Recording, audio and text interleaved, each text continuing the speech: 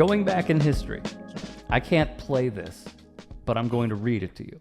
Mm-hmm. This is MCA, R.I.P., of the Beastie Boys in 1998 at the VMAs. And it's going to lead to my question. So this is when the group received the Video Vanguard Award. He said, this is a bit lengthy, but I want to transcribe it. I want to read it, rather. I think it was a real mistake that the United States chose to fire missiles into the Middle East.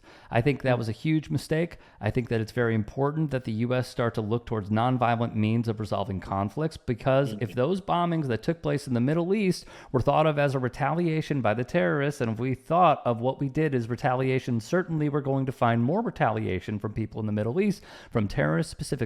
I should say, because most Middle Eastern people are not terrorists. This is in 98, by the way. This is massive.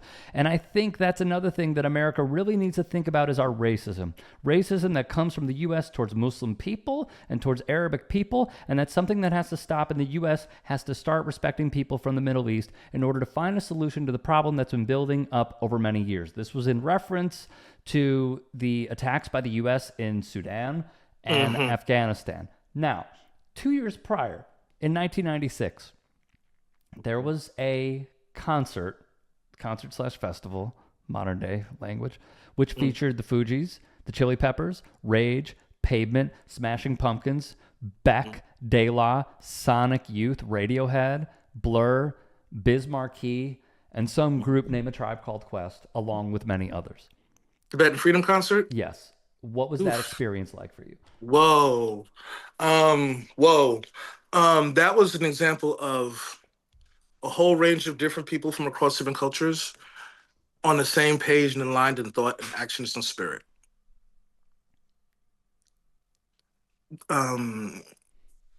The warmth we felt and feel from all of those artists and being in that environment was kind of affirmation, you know what I mean?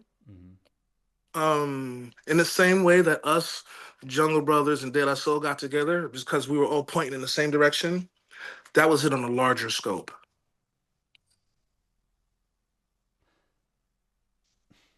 That's really interesting because you talked about your relationship with De La, which I'll get into in a moment. But considering I think it's safe to say, like, activist is thrown out a lot these days, and I also think that a lot of people have a misconception of what an activist is. But MCA was an activist. He was an brought activist. Out monks to some of his shows. Yes. He had a line where he said, "I think the disrespecting women has got to be through."